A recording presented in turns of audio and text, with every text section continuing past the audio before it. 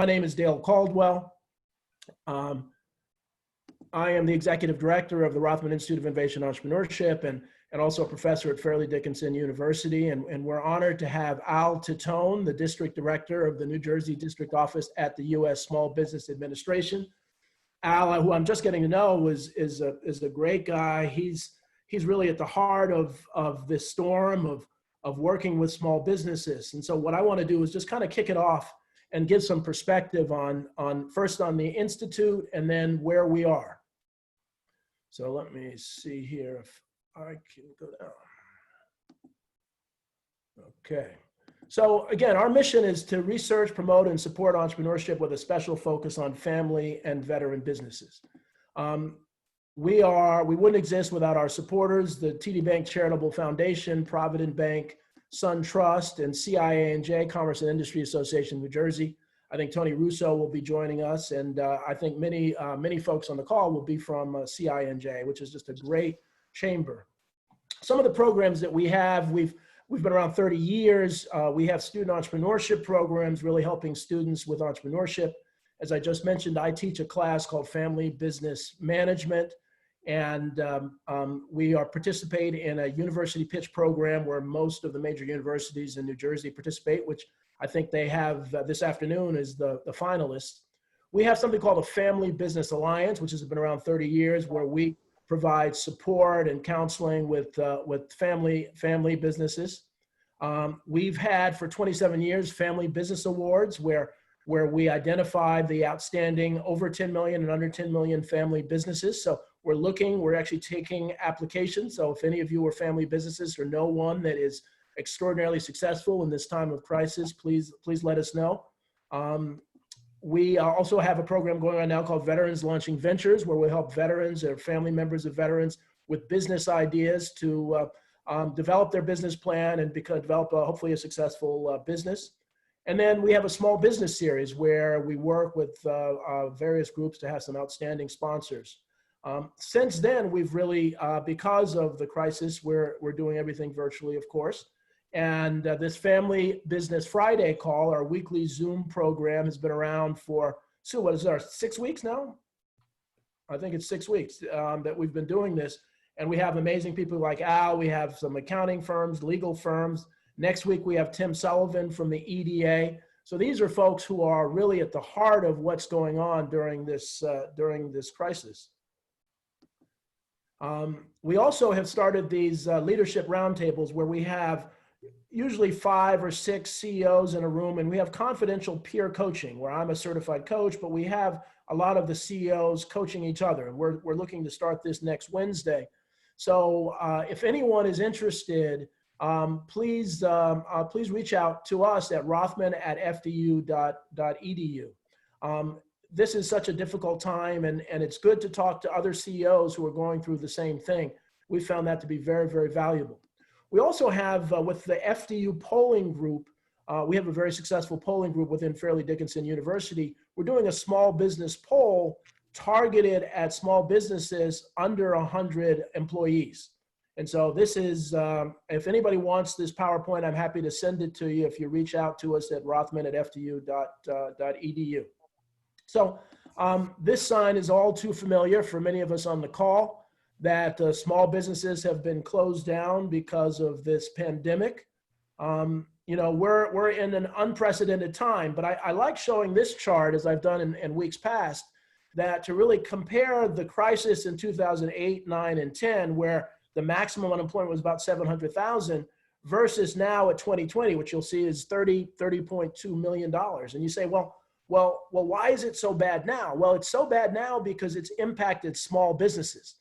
Most of America are small businesses. And so, you know, back then small businesses were hurt, but not to the extent that we're dealing with. And so you look at the jobless claims, I just pulled this chart down this morning, you're looking at 30.2 million jobless claims with a record of 6.9 million on March 28th, compared to the 700,000 record in the heat of the crisis in 2009. So you can see that the importance of small businesses to the economy. So, why that happens, and Al knows this all too well, if you really look at the chart of small versus large businesses, you're looking at businesses under 100 at 69%, businesses between 499 employees at 20%, and then the large businesses at 10%. So you're looking at really 90%, almost 90% of the businesses are small businesses. So when they are hurting, that's where there's a crisis. And then finally, this relief bill, I'm not sure if this, and Al can probably talk, if this is how it shook out, where you had $320 billion for the PPP, $75 billion for hospitals, $25 billion for testing, $60 billion for small business. And we are honored to have with us a gentleman who really is overseeing a lot of what's going on with the federal government support of small businesses.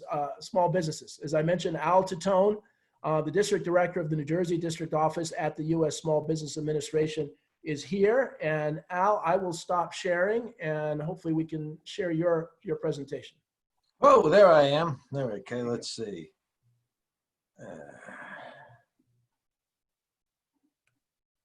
You guys see it? Yes. All right.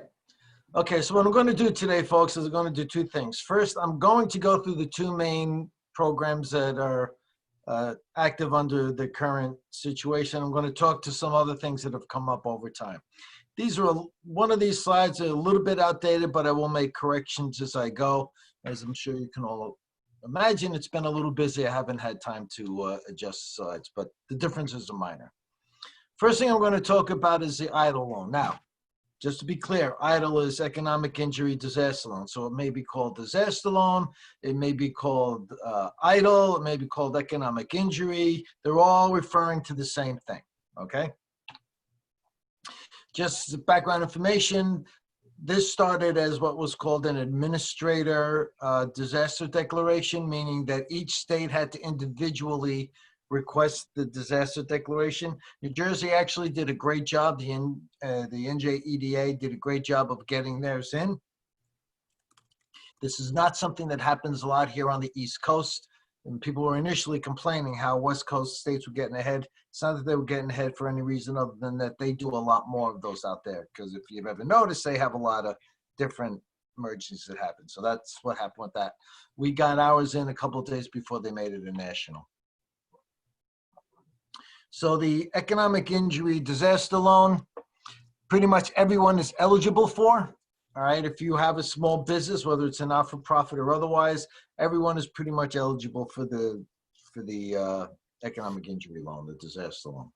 You can borrow up to $2 million. Interest rate for for-profits is 3 3/4. Nonprofits is 2 3/4.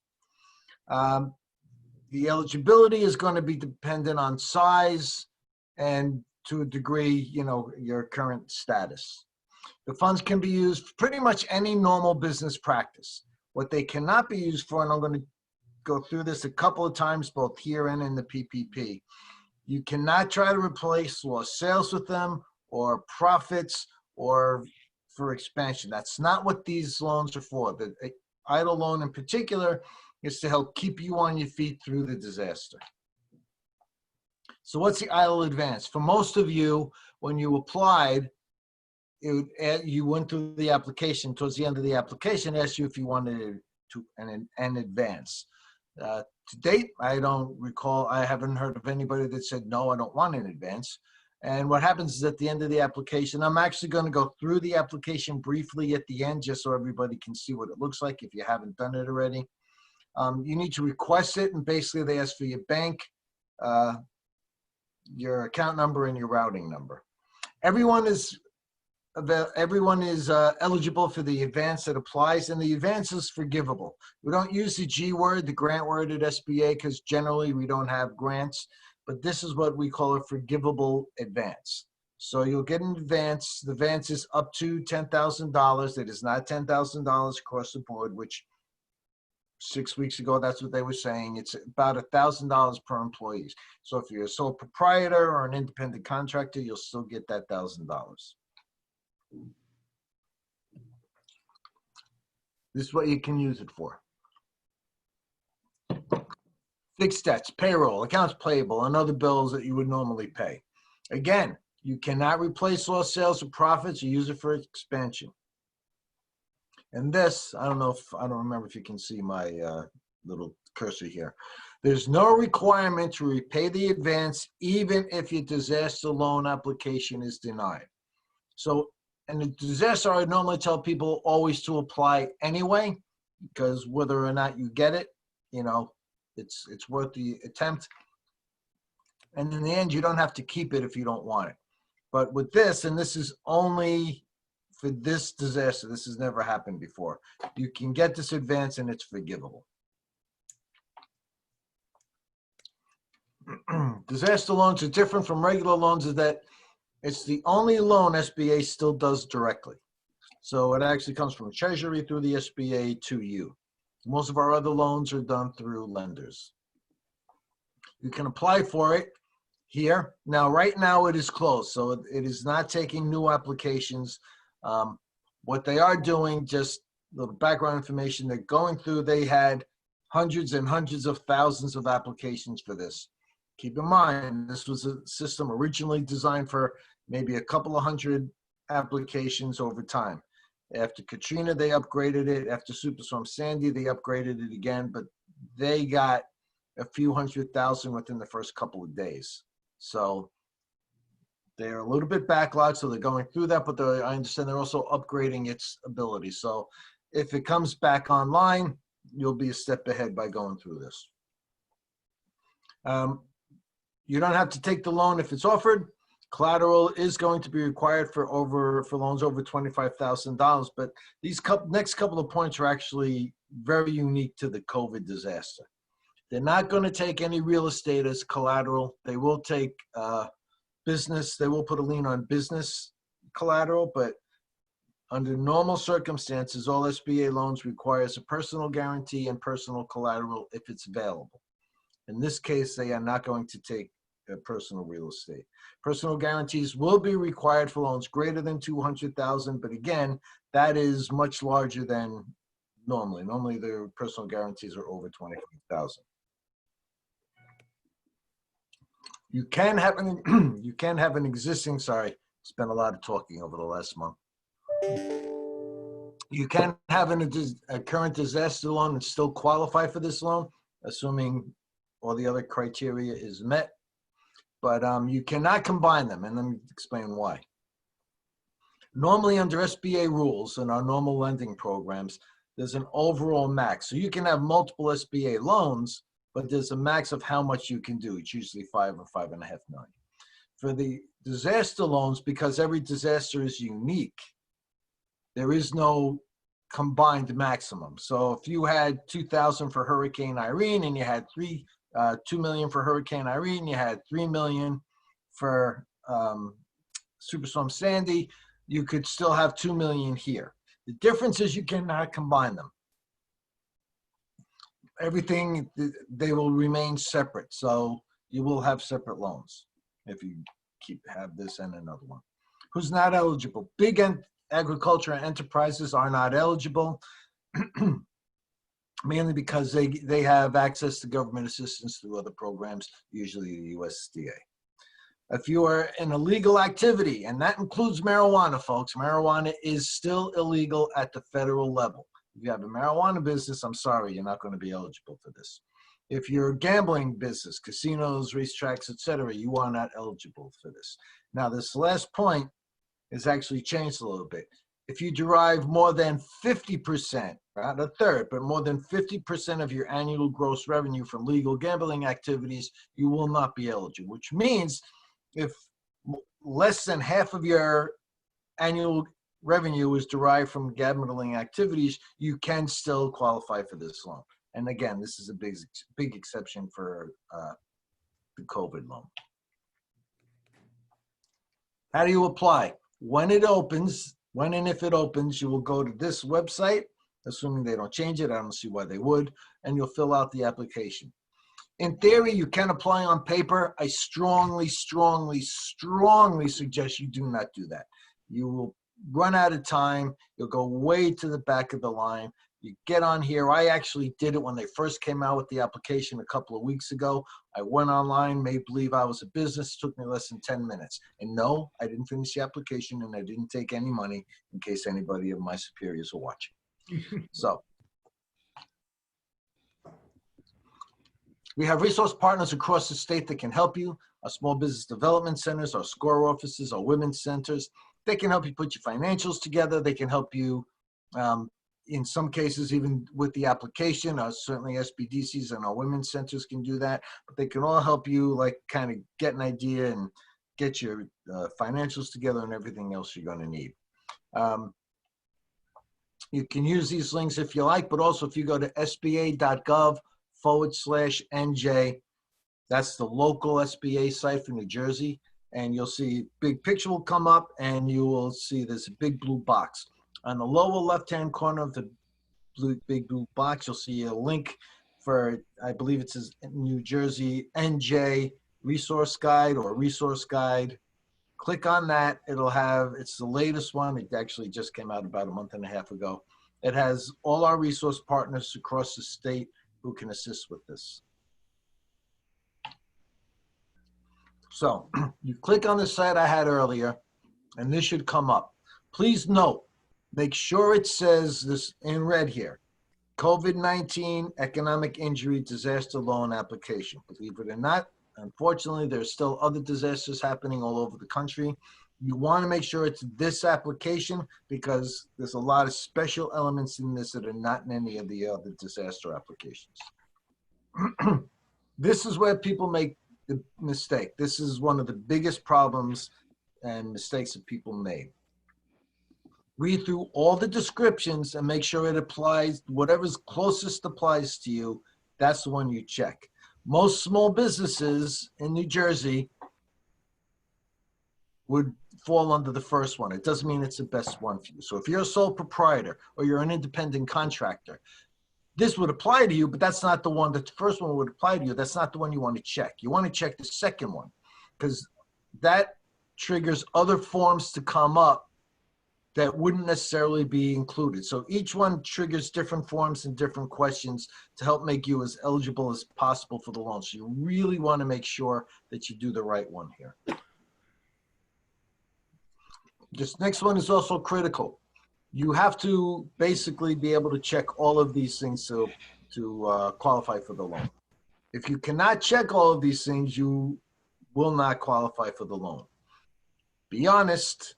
Don't try to play the system. Keep in mind, these are federal monies. If you play the system and you get caught, you can get into pretty deep trouble. I know people are desperate, but all of these things need to be able to be checked to get through it. And now you just start with the general information, right? So you're going to give your business name, etc. Always look at the bottom here. You'll see it says application. Are you a nonprofit organization? You know, check whatever's applicable.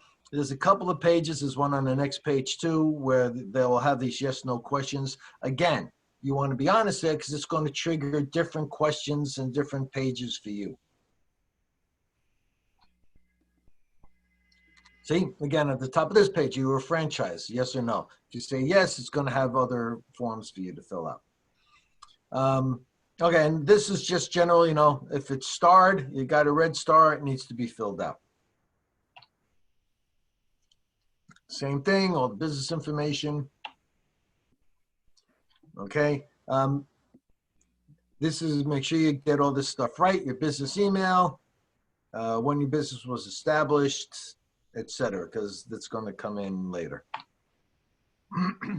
This is also, is your business owned by a business entity? Again, this doesn't mean if you answer yes that you're not eligible. It depends on how it's all treated. So you want to be honest with this because in the end, you're going to have trouble justifying it anyway. So click what's applicable. Then you go through your owner information. As if there's another owner, or usually over 20%, you would click this and then go through that for him or her. This next one, so these are, again, yes or no answers. Because you answer yes in this section, it does not mean that you're automatically kicked out of the program. It just will again, it'll trigger additional questions for you to answer. But you don't have to be overly anxious about this. If you answer yes on any of these, it's not going to automatically disqualify you. SBA does not charge to apply for a loan, whether it's this one or the PPP. They waived everything. They waived all their fees for the lenders, et cetera. So it's perfectly legit for you to get somebody, if you want to pay somebody to help you with this loan. I mean, I think you'd be a little crazy because there's a lot of free help both from us and actually the state, but you're perfectly welcome to do that. Just understand, any fees you're paying for application are coming from whoever's helping you with the application, not the SBA. At the bottom, you see this big red rectangle here? That's where you decide if you want to apply to an advance of up to $10,000. Click on that, which I strongly suggest everyone does. And this is where it sends you, tells you your bank name, your account number, your routing number. Read through everything, agree with it, assuming you want to agree with it. If you want the advance, you have to. You click next, and this is where you are. Now, a lot of us, you've gone through this, you put everything in, you're maybe a little tired. You really want to make sure this is all accurate, and for a couple of reasons. You want the right information in there, but if it's not, one, your loan could be delayed. Two, it could get kicked back to you, and then you wind up going to the end of the line. So you want to make sure this is all accurate so that when you get it in, you get it in first. And that's why I went through all this, because while the pages may differ for the type of business, that basic loan and business information, the basic business information, I should say, that's going to be required of everybody. So you can at least get your stuff together and do it. At the end, it's going to ask you if you are a robot. If you are a robot, please do not try to cheat the system. But tell them you're a robot, tell them you are not a robot, you click submit, and off you go. Let me go through the PPP, and then we'll go to the questions. Hang on one second while I switch screens.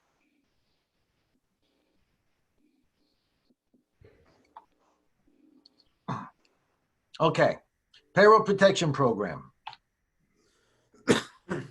So again, this is offered more like our normal programs are. Okay, so it's offered through participating lenders.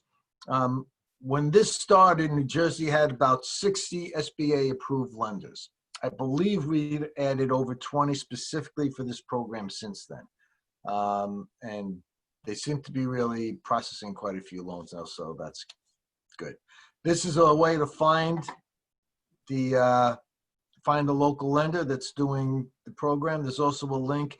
I'll send Rothman, Susan, if you would remind me when we're done. There's a couple of other links that you can also go to that will show you a list of lenders by state who have done a PPP loan.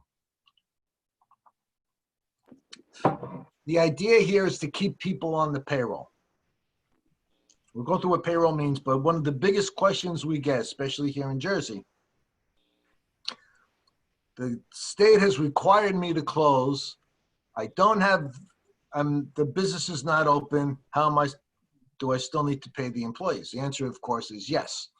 The whole purpose of this loan is to try to keep people and businesses liquid, to try to keep them stable. Okay, so yeah, if you take the loan out, you have 8 weeks from when the loan shows up, when you get the cash in hand, to hire back the people. And we're going to go through all that later, but that's one of the biggest questions we get. Yeah, it's totally counterintuitive to how we all are used to doing business.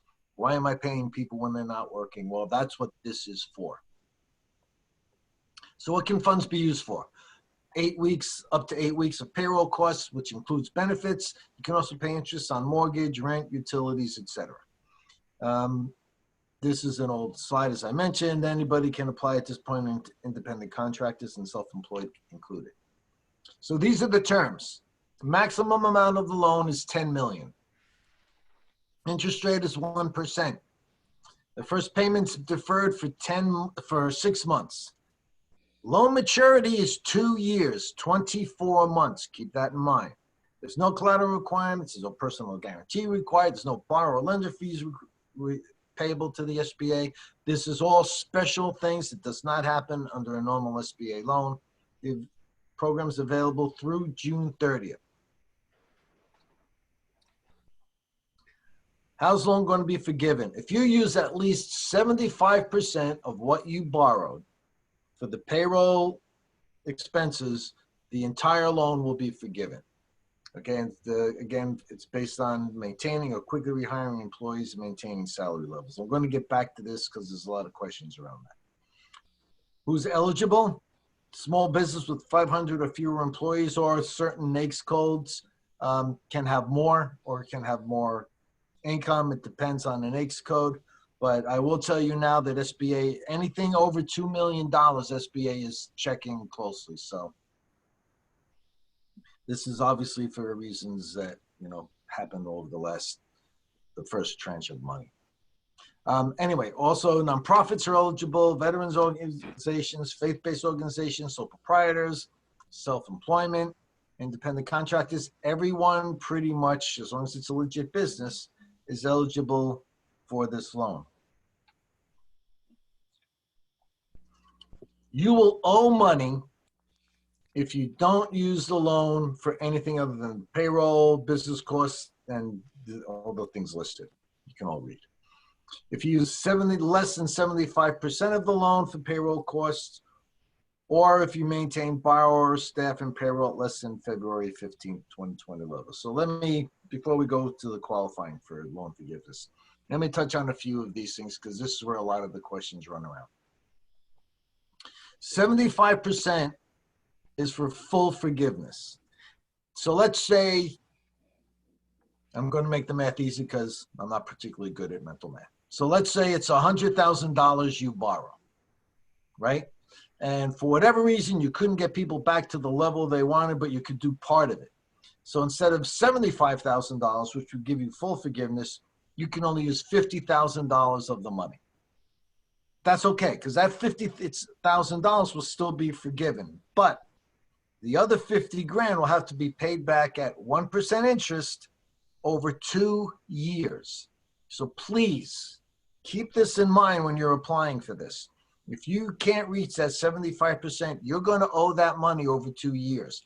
And from what I'm hearing, and to be honest with you, what I've heard has been wrong multiple times over the last month and a half, so who knows. But from what I'm hearing, SBA is not going to change the terms on this, mainly because the whole idea here is getting this money out to people, keeping people whole, keeping businesses whole. All right, so do the math. Just on $50,000 over 24 months at 1% interest. Go into one of the calculators. It can be a significant payment per month, especially for our small businesses. So you want to make that 75%. Full-time employee headcount has to be maintained as of February 15th. That's headcount. It doesn't mean those people. So again, you had 10 employees. Only 7 want to come back. The other 3, for whatever reason, aren't coming back. You don't have to rehire those same 3 people. You can get another 3 people. As long as you meet the head count, that's what's important. It's not the person, it's the head count. And there's no fudge factor on this. Salary and wages have to be maintained. They're going to be looking pretty closely at this. There is, they call it a 25%, give or take on this, but if there's significant, what I'm hearing, and again, this is just hearsay from Titone, is that they're going to be, if there's a big variance, like if there's a variance that they think is significant, they're going to be looking pretty hard at this. So you want to make sure that, you're maintaining. What they don't want to see is you had 10 people, you have 5 people back, and everybody got huge raises. That's not what this is about. This is about maintaining the level you were at when this happened. You have until June 30th to restore full-time employment and salary levels from any changes made. So what does that mean? It doesn't mean you can wait until June 29th to rehire everybody back and pay them all at once.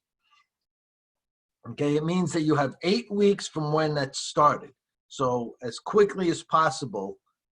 Unfortunately, that's the language, right? So basically you want to do it as fast as possible, because if you have 8 weeks and it takes you 6 weeks to get everybody on board and paying them, they're going to question the amount that you've used for payroll and your subsidy may be reduced. Okay? So please pay attention for that. There's a lot of moving parts with this. These are the payroll costs. There's a lot of stuff that comes under payroll costs. So there's a lot of things you can use to meet the requirement. I'm going to read them just because I want to emphasize them. Salary, wages, commissions, or tips. Employee benefits, for vacation, parental, family, medical, sick leave, whatever that portion would be for those 8 weeks.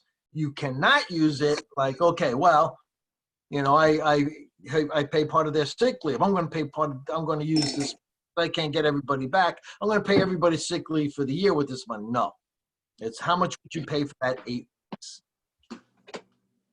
Allowance for separation or dismissal, payments required for health care, payment of any retirement benefit. Again, over that 8-week period, you cannot do a total lump sum payment for the year. Okay, everything applies to the 8-week period.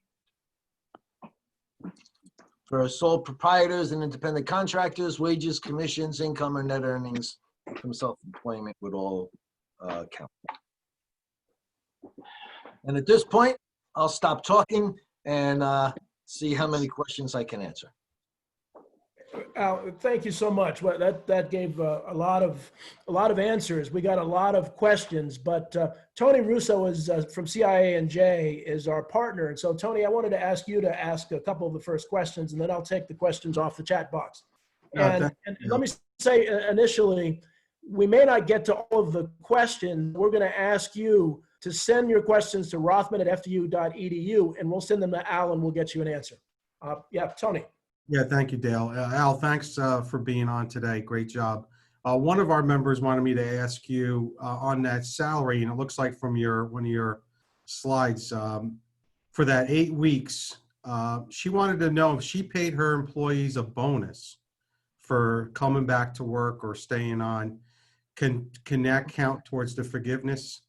I saw in there you had wages, salary, commissions, tips, but how about a specific bonus? I don't believe, actually, it's interesting. That's the first time I've heard that one. I would initially say no. I'll double check on that because paying them a bonus to come back, I get why she did it, especially.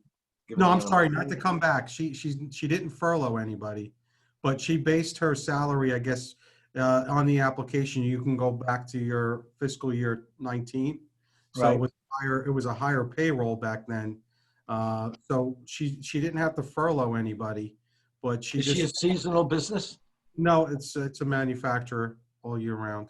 Then, well, we'd have to dig a little deeper into it. She can only go back to 19, as I understand it, if she was a seasonal business, because they have, obviously it's a different hiring time and process.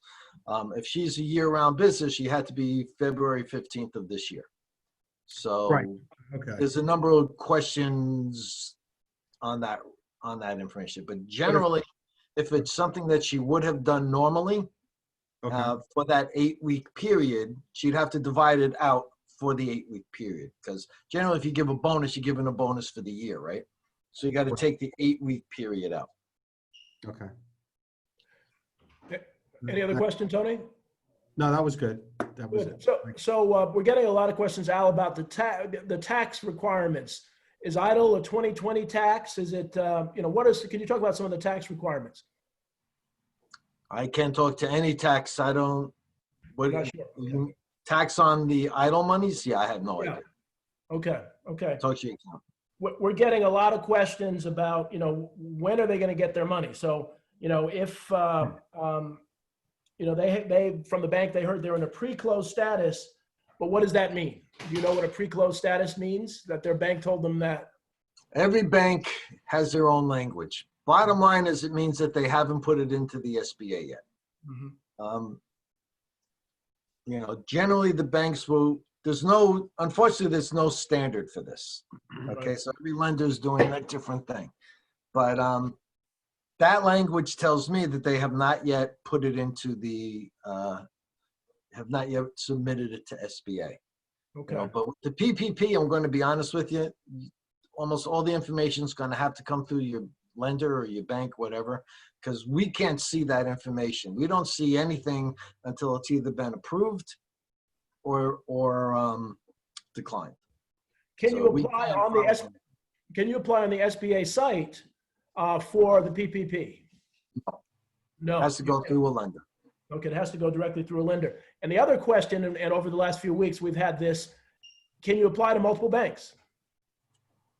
Oh, thank you for bringing that up. So, can you apply to multiple banks? Yes. Should you? No. But if you do, and let me stress this because we're seeing a lot of this now, and you're causing problems if you do that to other people if you don't follow a few things. I get it. Everybody wants to know, let's get the first bank that goes in. That's great. Okay, I don't suggest it, but I get why you're doing it. But if you apply to multiple banks and you get one bank you know has now submitted you to SBA, you need to call those other banks and withdraw your application. Because here's what we're seeing. We're seeing a lot of banks complaining to us that people keep going in and they keep submitting these applications, and the person has already been approved or is in there already for a PPP loan. So what you're doing is you're taking somebody else's spot in line, because this lender now has just spent all this time putting your information in only to find out you've already applied for the EIDL loan. So if you're going to do, and I know I sound like I'm yelling here, but this concerns me because you're delaying the lender putting other people who have not gotten their loan in yet. So please, if you're going to apply, I can't tell you no, but if you're going to do that and you're going to apply to multiple banks, please, once you know that you've been submitted to SBA, call those other banks and tell them to withdraw your application. You've already been submitted, okay? Because you can't get multiples, and all you're doing is if you get submitted to SBA and you're in SBA's queue, there's no way for the lender at this point to tell until they go through the whole application and hit submit. Only then do they find out that you've already applied. So please, if you're applying to multiple lenders and you get in, tell the other lenders you apply through to pull your application. Make room for other people in the queue. Excellent, thank you. And someone had a good suggestion. If you're interested in getting all of the questions, we'll try to put all the questions together and then we'll send it and get as many answers as possible. We'll send it to you if you reach out to rothman@fu.edu. Here's another question. I recently read an opinion from a law firm that stated that the $10,000 grant will be deducted from the PPP loan, thereby reducing the amount that can be forgiven by the $10,000. Is that true? Yeah. So it's not a grant. Again, that's why we don't use the G word at SBA. It's an advance. Okay, so if you get in a loan, this is an advance on your loan. So yes, the 10,000 or whatever number it is the loan will be reduced by that amount. So again, there are a lot of tax questions, and I know you may not, but will businesses and independent contractors have to pay? So you said you're not sure from EIDL. And so the advance of $10,000 is considered to be a grant by the government. Now you said you don't use the term grant. It's not a grant, it's a forgivable advance. Forgivable. I'm going to be honest with you. I can't answer any tax questions. I have no idea. They're going to have to go to their accountant, because as complicated as this whole program is, it's even more complicated for the accountants, because the Treasury is coming up with different things, and Treasury is the one that kind of will help determine that. So you can keep asking me the questions, but I'm going to be honest with you. Right, okay. Well, we'll have that in a list, and we'll try to find an answer for a lot of those questions. So another one that keeps coming up is, so for the PPP, paying payroll, utilities, and rent within 8 weeks, can it be used to pay expenses before the money is received? No, it has to be from the 8 weeks period starting when you got the cash. Starting exactly when you actually receive the cash, or when you're approved for the cash? When you receive it, when it shows up in your account. Okay. Now, someone asked, where can we get accurate information about how the calculation on the PPP loan forgiveness rules? That's on your website, right? You can go to Treasury or ours. I'll send Susan those links later. Okay. There's a whole section on the Treasury website about calculating that. Now, we've had a couple questions about foreign ownership. So if a company is 50% owned by a foreign entity that's not involved in the business, does that impact their ability to receive payment? It could. Kind of depends on how everything's set up. So again, at the Treasury website, you can go and you can look in the frequently asked questions. Mm-hmm. Excuse me. And there's a section on foreign ownership. The short answer to that is, all these situations are very different, but it could. If you have a 50% ownership from a foreign company, depending how your company is set up, you could have difficulty with the PPP. Interesting. Is there a way to delay origination of the PPP loan through an appeal process while we wait for EIDL to go through? Not sure I got that one. What do they want to do? So Joshua had asked, is there a way to delay origination of the PPP loan? So they would rather have the EIDL, Okay. EIDL. You see what I'm saying? All right. So here's the deal. There's no way of delaying origination. Okay. This loan is hugely in demand. If you're in the queue, you're in the queue. I don't know of a lender out there that's going to say, yeah, okay, I'll hold off until you don't need this. He's just going to put you at the end of the line and just take the next bunch of folks. You don't have to take any of these if you don't want them. Okay. But just keep in mind, once you apply for the PPP and you're in the queue, that's it. You don't get another shot at it. Okay. So keep that in mind. I mean, the bottom line is with the PPP, you can take the money if you get it, and you can always pay it back. Mm-hmm. You can just take the money and pay it back if you don't really want that. That's fine. You're not going to be penalized for that. There's no penalty for prepaying. But, so the short answer is no. The long answer is I would not do that. I would take the money to make sure, because you don't know what's going to happen with the EIDL. So right. You don't have to use it if you don't want to. So we have someone else who has two businesses, an LLC and I guess a sole proprietorship. If they're applying the two separate applications, right? Yeah. Yep. So the question too that is on everybody's mind is, again, this is an incredible burden on the SBA. You're probably not staffed to deal with the craziness that we're dealing with. You want to say a little bit about that? I know your people are working as hard as they possibly can. Did you want to say anything about that? Sure. I know it's hard to be patient, especially, because everybody thinks it's all one thing, and I get that. We're federal government. We're here to help. But, for instance, in New Jersey, in my district, I have 3 lender relations specialists, myself and my deputy, basically to cover the 900,000 small businesses in the state. Okay. The SBA we weren't built for this kind of volume. So overall, I know there's a lot of people that are frustrated and they're upset, but overall, I don't think overall we've done bad. I get it with the delay with the disaster folks. Just keep in mind, again, that was a system built for 200,000-300,000 loan applications over weeks of time. They got that within the first couple of days. And I know people are asking about what's happening with EIDL, so let me just touch on that a little bit. They never stopped processing the loans. So when you heard that the government ran out of money, right. It's not so much that they actually ran out of the dollars. What they ran out of was the total amount. So let's say, again, make my math easy. Let's say it was $10,000 for the entire country. Obviously, it was much more than that. Well, they keep looking at what's in the queue and what they've put out.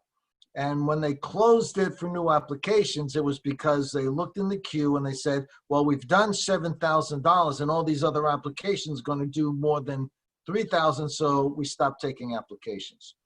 Again, they had so many applications in that first round. they didn't reopen because they're still fulfilling in a first come, first served process.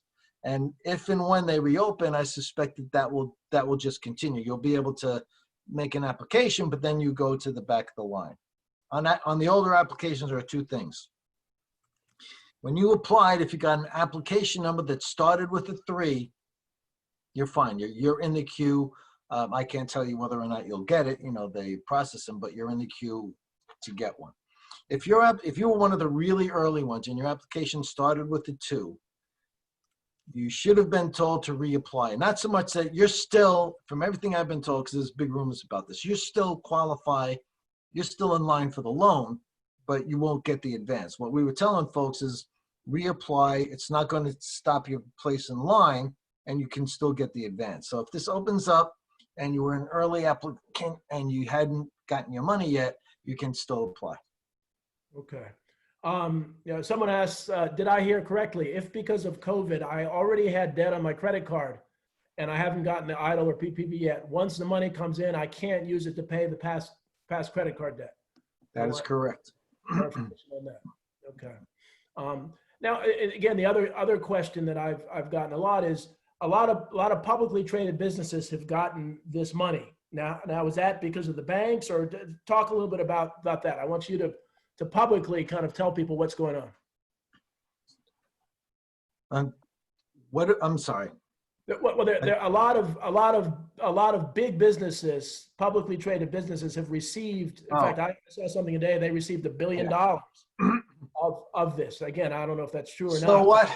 As I understand it, keeping in mind, district had nothing to do with this, but as I understand it, what they did is they went through loopholes. The $10 million was a high number, and they, according to certain NAICS codes, you can be bigger.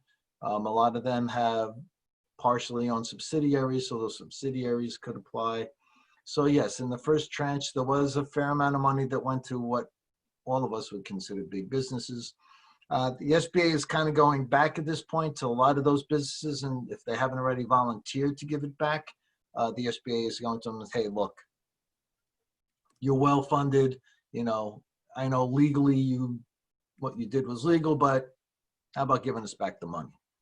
So they're looking at that and making sure. The other thing they are looking at is for those big businesses that did that, they want to make sure that, they also didn't break any rules. Mm-hmm. Mm-hmm. Yeah. And so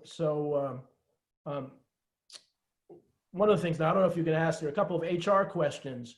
Can they require employees be tested as a pre-qualification for returning to work? Do you know if, that's a state issue. That wouldn't be us. That would be a state issue. Okay. There are a lot of questions about estimating when. I know it's very hard for you to estimate when the money's coming in. A lot of people have applied. A lot of people have been told they're going to get the money. So here's what I can tell you about that. For the PPP,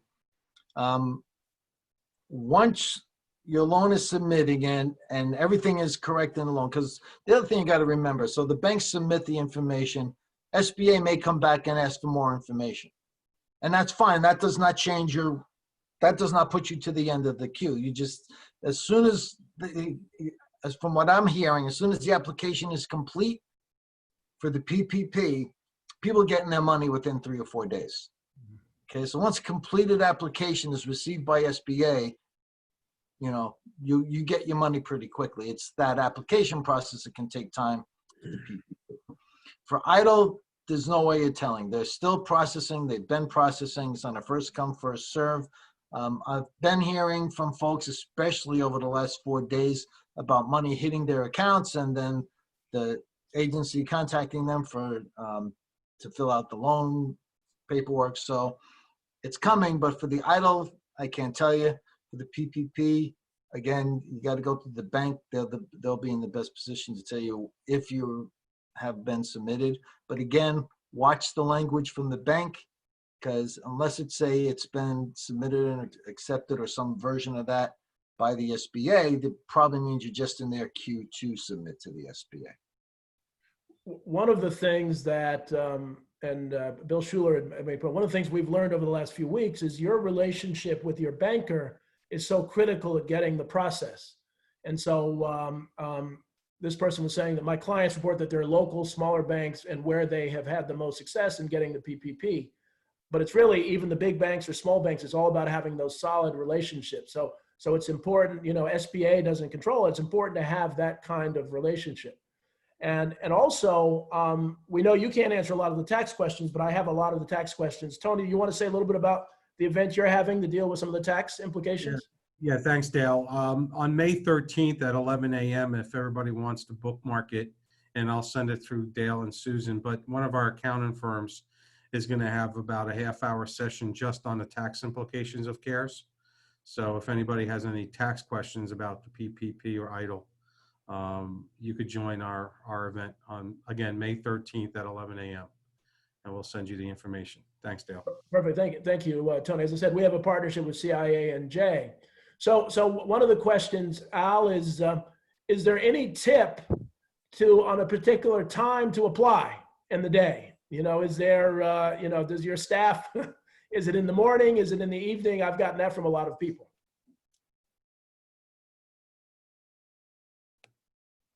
Did Al drop off? Okay. Let's see if yeah, I don't see him, Dale. yeah, he may have disappeared. Yeah, I think his my actually computer went out too for a second. So Tony, what have you've talked to some of the, you always typically on this thing give a legislative update. What are you hearing from the state, and what's going on? Yeah, so this week was a big week in terms of obviously the governor laid out a 6-point plan or principles that have to be met in order to reopen our economy. And that was on Monday. On Tuesday, he formed his Economic Recovery Restart Commission. I could tell everybody that he's also going to announce next week various subcommittees depending on industry types, where the subcommittees will meet and then send up their suggestions, recommendations up to his commission on how best to restart the economy. So just stay tuned. Dale and I could work with you and your team, but we're hoping to at least be involved in some of the subcommittees and just trying to get some recommendations up. So I hope is that, this month in May that we start seeing a transition. Obviously the parks and the golf courses will be open tomorrow. It does look like the curve is starting to flatten, although, again, if it spikes up, the governor has been on record basically saying, he may pull back again. So this is going to be a dynamic process where, again, all the sectors are going to be working with the governor's office to make sure we could open up our economy in a safe manner. So if anybody has any ideas or suggestions, just either send them to Dale or send them to us at CIA and J. So that's really the big thing, Dale, is just next week we'll start seeing some of those subcommittees being rolled out. Excellent. Thanks, Al. I actually dropped off a little bit myself, so you disappeared for a little bit. So yeah, I don't know why, but modern miracles. Yeah, modern miracles. Talk about in the few minutes we have. There are a number of people who've asked me about bonuses. And I know you said something about it, but reiterate some of that. So can bonuses be... So if it's something that you've normally done in the time frame that's covered by the Payroll Act, that 8 weeks from when it hits your account, you could do it for that 8 weeks. Again, you can't use a whole year's bonus. So if you would normally pay the year's bonus during that 8-week period, that's not what the money's for. You can do the math and take, divide it by 52, times it by 8, and you could probably take it for that if it's something that's been done regularly. And you're going to have to prove that down the line. If it's something that you've done year over year, it should be okay. But if you want to use this just to reward people for coming back, no, you can't. That's not what it's for. And it's supposed to mimic the expenses. Let me put it to you that way. Okay, okay. And so if a business has been struggling prior to the pandemic, is there any outside of it, doesn't apply to EIDL, PPP, are there any other, does SBA have any other loan? We have a lot of loan programs. Again, if you go to that, if you go to our website and that New Jersey resource guide on the lower left-hand corner, sba.gov/NJ, you'll be able to see the different programs. One of the things we'll tell folks is take a look at the micro lenders in the state, generally, especially the SBA approved ones. They have to meet some pretty rigorous standards, and they're probably a good place to start, depending how much you need, why you're struggling. I'd also strongly suggest that they talk to our small business development centers, our SCORE offices, or our women's centers. Maybe they're losing money for a reason. We all know small business folks, they're brave, they're courage, they're willing to get out there and do it, but not always the best at the business side. So that's why we have folks out there to help them. So again, as we wind up, one of the things, and that's why I started out, one of the things that's clear about this crisis is that America is really a small business economy. America is a small business economy. And it seems like a lot of people in charge, didn't understand that. So hopefully one of the good things that comes out of that is that as small business goes, America goes. And so, so the SBA and other small business groups need to be beefed up. And obviously you can't necessarily comment on that politically, but, obviously, what have you learned from SBA as you look at small businesses in America and New Jersey and New York and this region? What are you seeing are the needs? Well, obviously, access to information is some of the biggest needs we have, and we all struggle with that. I think America's found out what we've known in the agency, and especially here in the districts, is just how important our small businesses are to the national economy. But I think the biggest thing we need for small businesses is knowledge. And, the information's always been out there, but they really need to pay attention to their bottom lines, how their businesses work. Look at it. Something like this, nobody could foresee. There's just, who could foresee shutting down of the country for 6 weeks, right? But normal, I hate to say it this way, but normal disasters, a lot of small businesses could get through better if they're better prepared for it. I'm sure this is stuff you talk to with your family class and stuff. But the biggest thing I think, if we can all learn, and those of us that come out of this, whole, is, or at least partially whole, is, go over everything. Are you paying rent on stuff you don't need? Is your place too big? If it's too small, that's fine too. But is your place too big if you have a brick and mortar place? Those are the kinds of things you really got to look at. How are you paying your employees? One of the big things we always tell our small businesses, work smart, not hard. If you've got more than 5 or 6 employees and you're still doing your own payroll and you're not hiring it out so that you can help get more business, more than likely, not 100% of the time, but more than likely, you're losing money. Because entrepreneurs are best at selling their business. That's how they got there, and that's what they should be putting all their time into. So it's really just the standard stuff. Well, one, I'm going to give, if Jonathan, you, Christina, have a question, but I wanted to ask you, Al, did you disappear again? Nope, I'm here. Are banks being capped at 10% for PPP loans? And then, Jonathan, I don't know if you had any questions or anything. Are they being? Yeah, so they're being, I was reading through this. It's been a tough few weeks, so it's still kind of hard getting through my cranium. But yeah, there is a 10% cap. I believe it's a 10% of their value or what they're able to lend or something like that. So there is a 10% cap. It's probably designed just so that more local lenders get a chance to do it. Get a chance to go in there and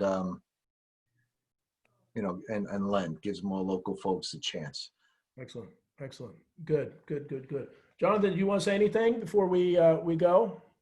I just want to thank Al for his hard work and the administration's hard work. It's meaningful, and I think to his point earlier, look, everybody's going to have a different experience with this depending upon who their bank is and what their particular situation is. but you may hear about other large tech companies hiring 175,000 new employees during this time. Neither the SBA nor the banks have had the luxury of hiring. So we're dealing with a lot of these applications with the same staff that we had previously. So, we spend a lot of time each day speaking with clients, helping them through either the loan application process or dealing with other areas of planning in their lives.